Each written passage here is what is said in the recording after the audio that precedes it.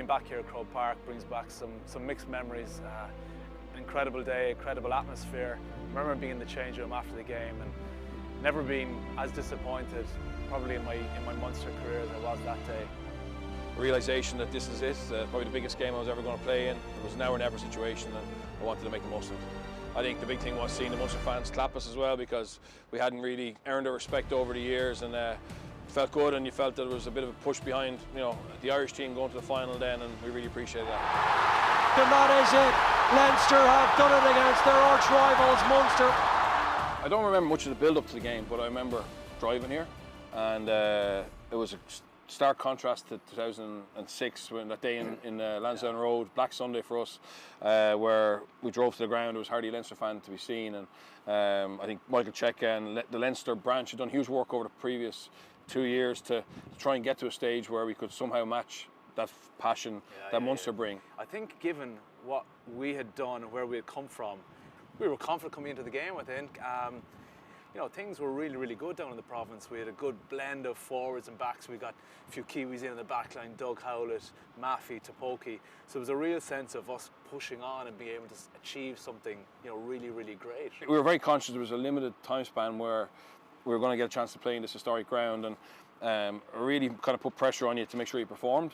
Because you knew you weren't going to get back. It was a rare one-off, and obviously a record crowd at the time. But the crowd, you look at 83,000 here, and phenomenal atmosphere, and like you said, I was lucky enough to have that opportunity in 2007 and running out here against England in one of the best atmospheres I've ever experienced on a rugby field.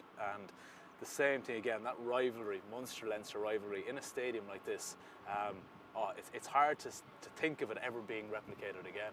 And I think you never know from an opposition point of view what that kind of emotion is like until you get on the field. And we didn't expect it from you guys. Yes, I said we went in with confidence to that game, but I think that probably that hurt, that anger that had built up in you guys over the years, and seeing us winning the trophies and you know, predominantly winning the one-off games, whether it be in Leinster or Munster.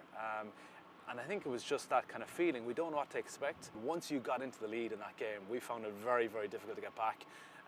Lukey scored, remember, down here in the corner. And obviously with that moment with Johnny in the corner, you know, Johnny comes onto the field, and it was all about Contepomi and how we would deal with him, get in his face, you know, ruffle his feathers, because we did that in 2006. He goes off, and you know, Johnny comes on, the new kid on the block, and you know, obviously that moment down in the corner with Raj after Dar scored, it was a moment where we really felt that, you know, you've got your tails up here. But I remember when Johnny was giving Raj the verbals as a forward pack, we're like, wow, that's our 10, you know what I mean? Yeah. We need to young guy, 10, and you know, he was the biggest occasion of his life. Like I'd say, he hadn't played in front of 15, 20,000 people before. Next thing, he's playing for his province, kicking a goal his first action. But I think that fed into us as well and gave us confidence and made us a little bit taller and a little bit more manly. And to beat you guys, we needed to man up front. You know, it was just so easy for us to maybe come from underneath the radar a little bit, and if we get stuck into you for the first 20 minutes, if you get that first score, because we weren't massively confident ourselves. I mean, to be honest, you know, we just want to make sure that we didn't let ourselves down. A thing that we would have really relied on over the years, that work rate, that physicality just wasn't working.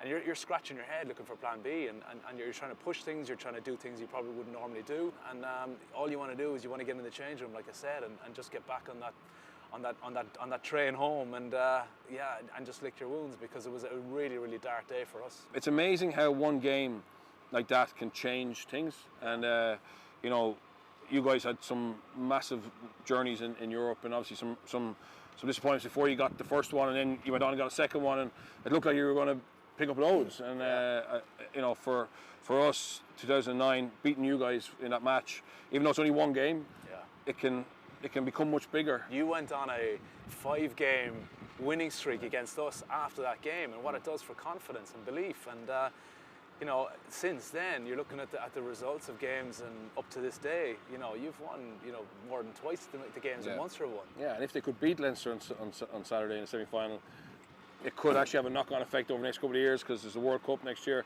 Leinster will be missing a lot of players, and then those Munster guys say we beat them back-to-back. Yeah. You know, and we finished the season with silverware, which would be incredible, and it could just change the whole power swing towards Munster, which is, as a Leinster man, that's a dangerous thing. Absolutely, yeah.